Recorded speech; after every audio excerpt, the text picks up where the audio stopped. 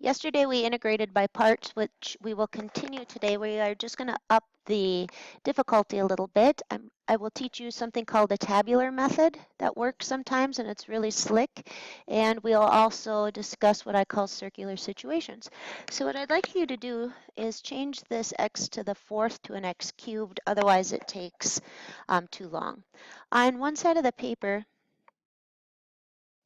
we're going to do this the long way, and then I'll teach you a really slick shortcut for it that only works in this situation, but when it does work, it's really nice.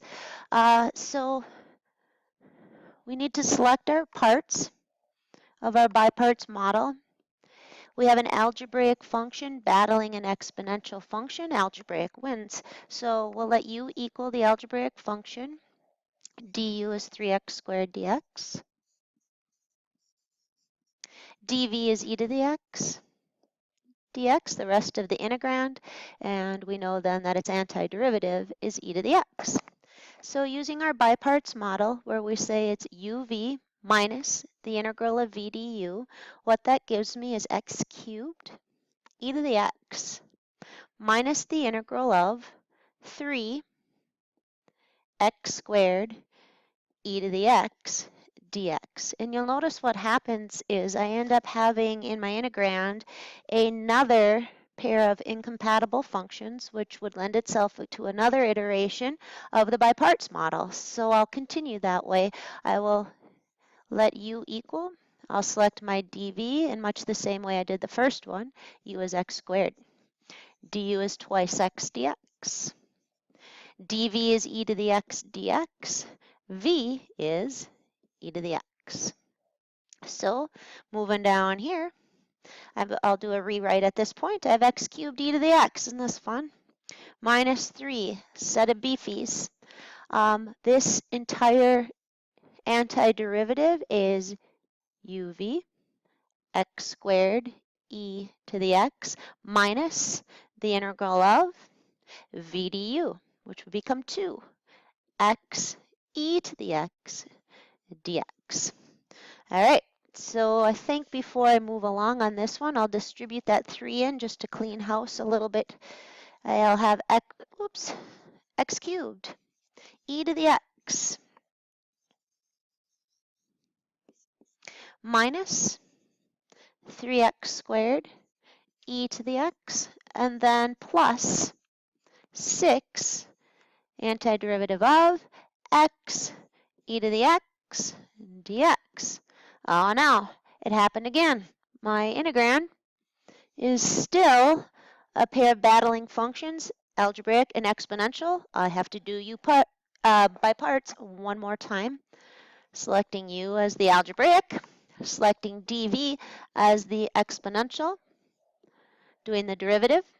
du dx is 1, so du is 1 dx.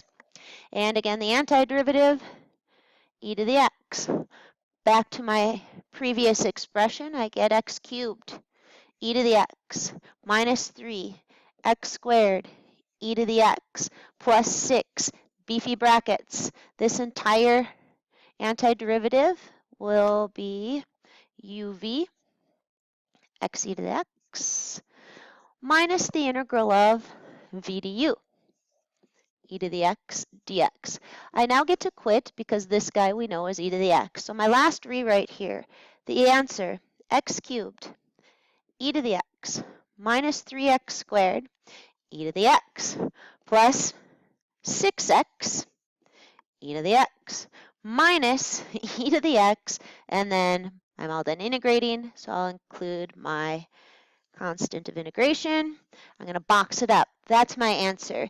You'll notice, though, a couple things with this answer that might help you understand why the tabular method is going to work and bring us to this answer in a much more time-efficient way. If you look at this lead term right here, the algebraic one, its derivative is the next lead, its derivative is the next, and its derivative, I just found a mistake here. That should be a 6 in front of there. Its derivative is the next term. You'll also notice that the antiderivative of e to the x is hanging out here in every term. The only thing that's still to be accounted for is there's a sign change. So it went from positive to negative, positive, negative, positive. So when I make the table, I will generate the same expression just in a much faster way. So you guys go ahead and keep that on your paper so you can compare it. And now I'll teach you what I call the tabular method for doing by parts. It only works when your U choice is algebraic.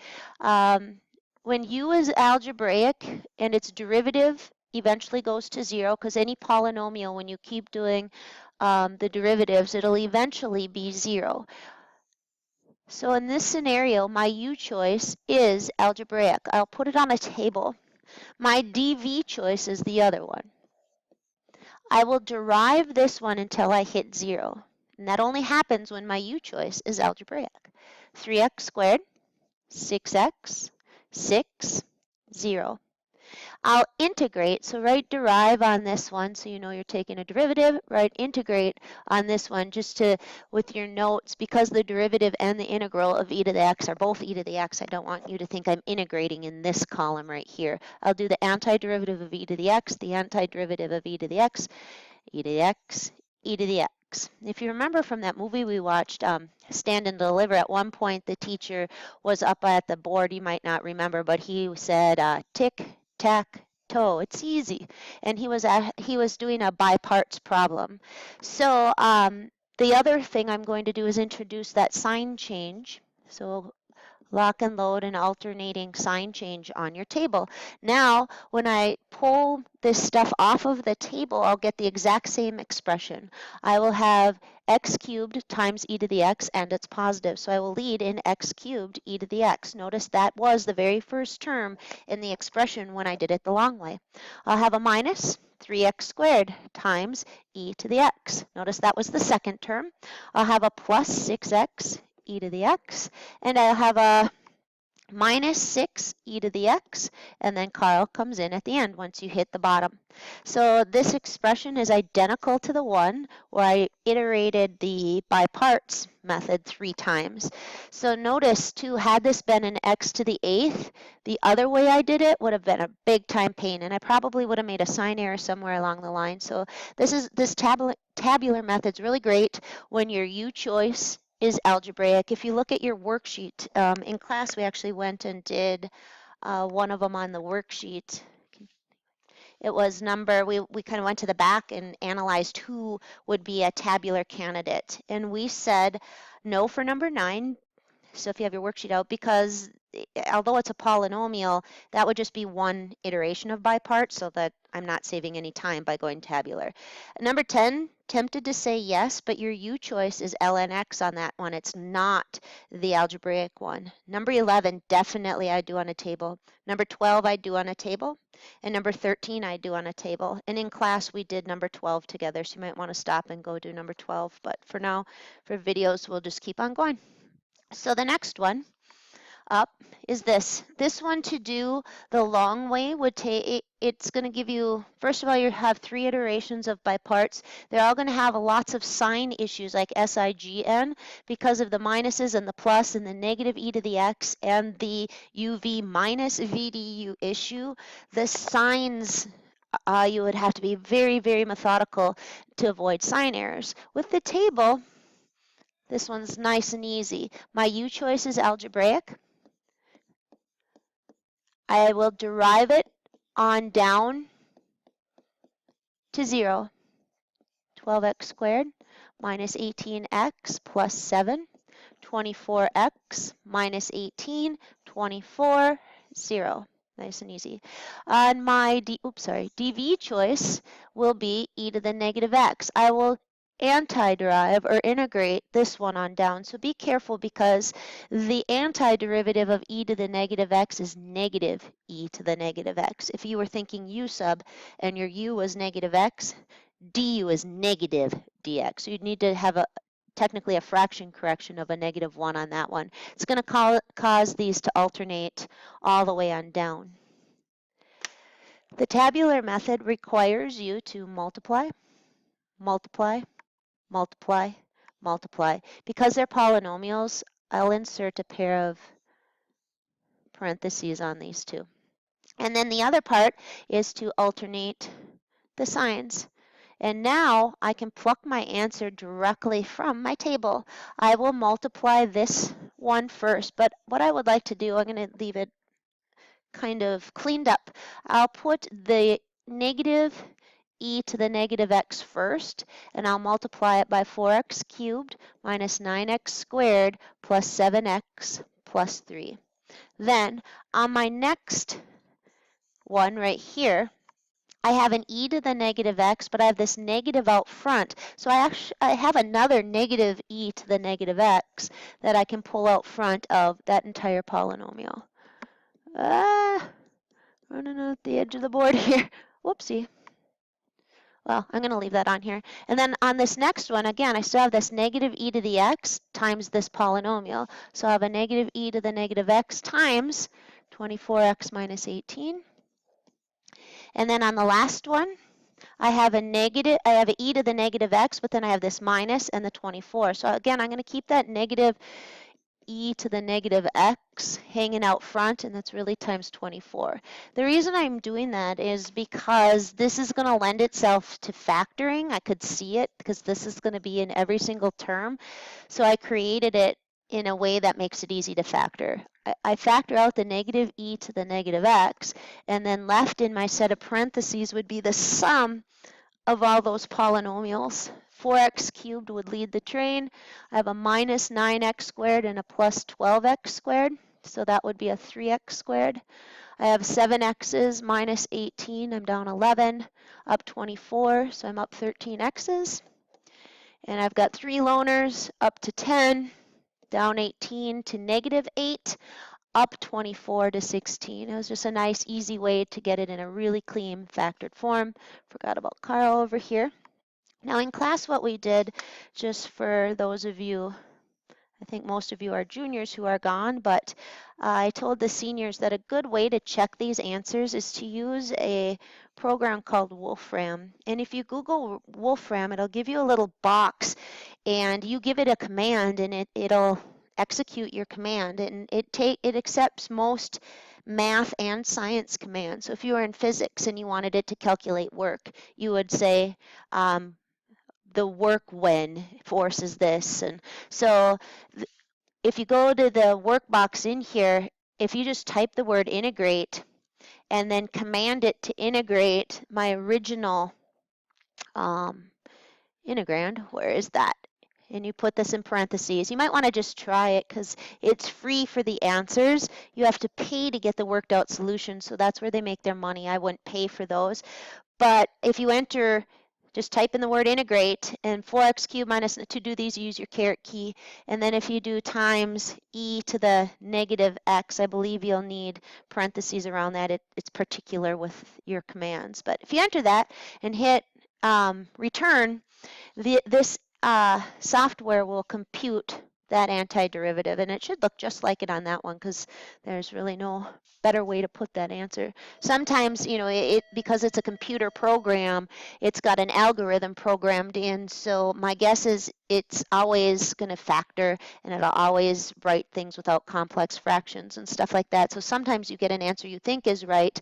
For example, you get natural log of x over 3, and Wolfram will say it's natural log of x minus natural log of 3, which is equivalent. It's just been programmed to use the properties of logarithms. And then again, if this had been a plus Carl, suppose you had integrated, Wolfram's been programmed to condense all the constants together, and so you'll see the disappearance of the ln3. So it's a great engine, but it has some limitations too in how it displays its answers. All right, so that one's done. Next up, I draw a line here because this is another thought. This is not going to be tabular. I don't have an algebraic function that eventually derives itself to 0, but it definitely lends itself to by parts due to the fact that I have these incompatible functions. So I'll start as we normally do, and then I'll tell you where the turn comes on this one. Somebody actually said it in second hour. I'll tell you what he said when I get to that spot. So my U choice is sine, because it's trigonometric, beating out exponential in the Liate hierarchy. There you go. Its derivative is cosine. This guy's antiderivative is e to the x. Now, this is, I recommended it yesterday because you never know when they're going to be circular. You don't know when. You're going to miss it if you don't write your answer as an equation. So I'm writing this as an equation. It will be uv minus the integral of v du, and you'll notice my integrand is essentially as big of a problem as it was originally. And I would do by parts again. And this is where somebody in second hour said, aren't you going to go on forever? Like he was recognizing that when I derive this one, I'm going to get some sort of e to the x and sine x because those two things both are circular functions. So that's why I call this circular. It feels like you're going to get nowhere. So that's where writing this is going to become very important. I will do by parts over here again. I will let u be cosine. I will let dv be e to the x dx. I'll derive this. Be very careful that I'm doing a derivative there, and this would be e to the x. So back to my original. I'm going to write my original integration problem, not forgetting the dx, is e to the x sine x minus set of beefies, this guy. That guy is uv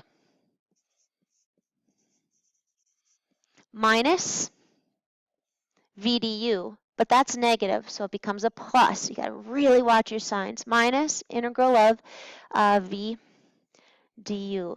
And again, this seems a little silly because, or it seems like I am not doing this correctly because again, now I'm right back up to my original issue. It's not even just similar, it's identical to my original problem.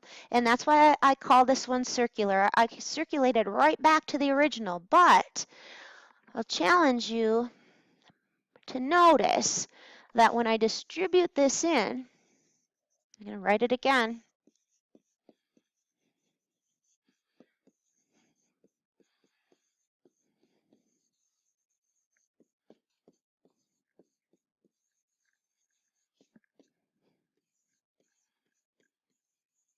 Although it's the same on the right as it was on the left, it's now minus, and that we can deal with. It's equivalent to a la 7th grade pre-algebra being given this and saying I can move my x over here and now I have two of them equaling 6 and I can divide by 2 and I'm there. So if I picture adding this right here to both sides, it'll take it off of the right and I'll have two of them over here.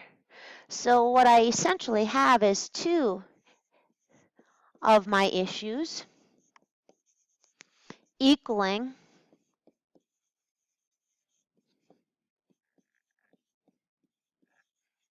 this. So if I divide both sides by 2, I now arrive at my answer. And if you were to go to that Wolfram computational engine, and if you were to enter this and type in the command integrate e to the x sine x, you'll see an answer equivalent to this, but again, it's a computer program, and it's probably been programmed to factor. And it's probably factored out a half and an e to the x. So it might look more like that. Whoops, my smartboard just cut out, but you get what I'm talking about. So next step, this is where I gave kids a chance today to decide if they wanted to bail on me. We didn't do number 8. It's not one I would choose to do by parts, although you can. There in pre-calc, there's a power reducing model for sine squared that puts that in a form that's easy to integrate by u sub, so we'll skip that one. So in class what I did is I said you are allowed to bail on me right now if you aren't taking Calc 2, because remember this is actually a Calc 2 topic. We aren't in Calc 1 anymore. Those of you taking Calc 2 are doing it because it might be helpful for you seniors. Juniors are going to get it all again with me next year. Seniors who aren't taking Calc or juniors who aren't taking Calc 2, you're just doing it to be respectful, and I appreciate that. So This one you could have bailed, but I think those of you who went to AP Bio should watch this one. It's good stuff. So this guy right here doesn't seem like it would lend itself to by parts because I'm not seeing incompatible functions. But remember that whole Liate model for incompatible functions is 90 to 95% the way to go. It doesn't mean that's always when we use by parts or only when we use by parts. It just means it gives me a green light to try it. This is a by parts one. Really what by parts is break it into parts, one of which you can integrate. That's really why we have that method. Liate, again, is just to organize that, and it works most of the time. But the theory behind it is break it into two pieces, one of which you can integrate. And so this gets broken into functions that are very compatible. But this one is super easy for me to find its antiderivative. So that's why this one is a nice by parts guy. There we go. So let's begin. I have my original secant cubed equals. And again, if you want to bail on me, if you're like, I get it, you can. But this is good for those of you who are math nerds. That's not a bad thing. I'm one, so it's a good thing. So when I do my UV minus my VDU,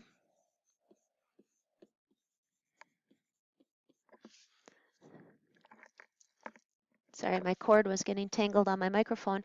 I have this expression. This is tricky here because now I have what looks like a worse integral, but it's really not. It isn't. It actually is going to be the same. I told you this is going to go circular, so I would love to be able to introduce secant cubed into my problem so I can use that circular and bring it over and get two of them.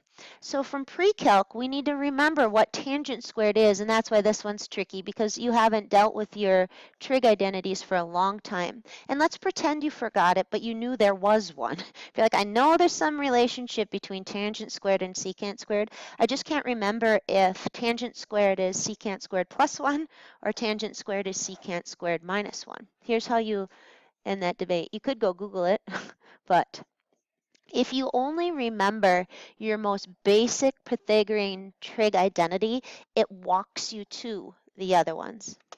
Meaning I know there's some trig identity involving tangent squared.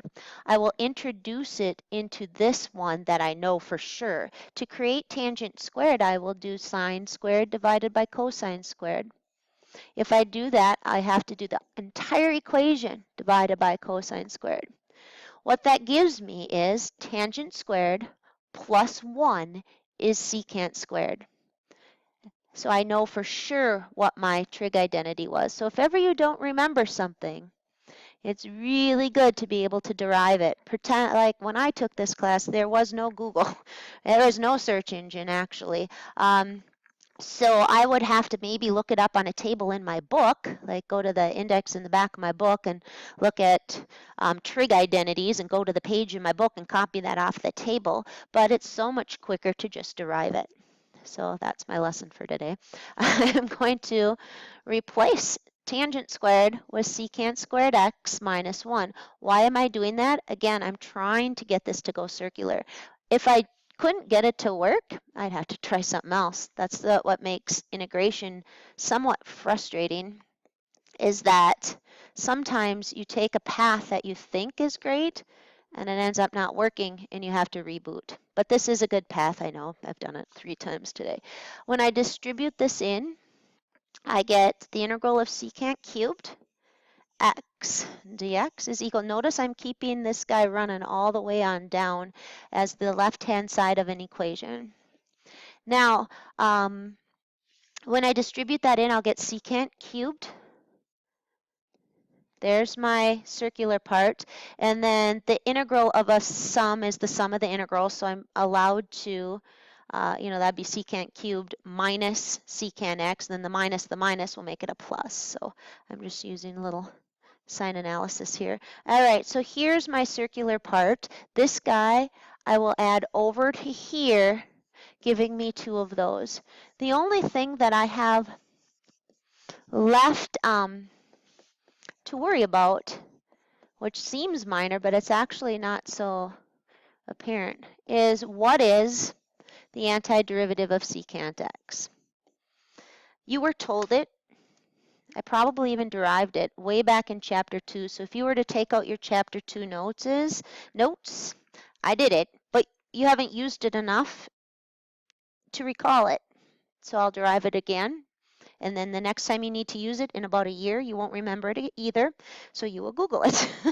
Here we go. I don't like to Google though. I like to show you where things come from. So over here, I'm going to try to do the antiderivative of secant. If that were tangent's antiderivative, I would be able to fall upon its antiderivative pretty easy by calling it sine over cosine and letting this be u. This is negative du. I get negative 1 over u du. I get negative natural log cosine x plus c, and I just derived tangent's antiderivative with a really easy logical move. But the easy logical move for secant is to call it 1 over cosine. That's not helpful. I mean, I don't quite know where I could go from there. So historically, they had to take a different move. And one thing often used in math is to multiply by something disguised as 1 in order to create something that is workable. So historically, somebody figured out, I don't know who, that should be an x, by the way, to multiply the top by secant x plus tangent x. Here's why they chose to do that. That gives me secant squared, whose antiderivative I know. This guy over here gives me secant tangent, whose antiderivative I should also know. But if I multiply by it, I also need to divide by it. Really, I just multiplied by 1. So I'm not changing any value or mathematical soundness. I'm really just multiplying by 1, disguised as something that helps me. And it seems like I made it a lot worse. But watch, when I hit the secant squared x from distributing, and then the secant x tangent x via distributing, would people do this? No. When they forget, these obscure ones, they look it up.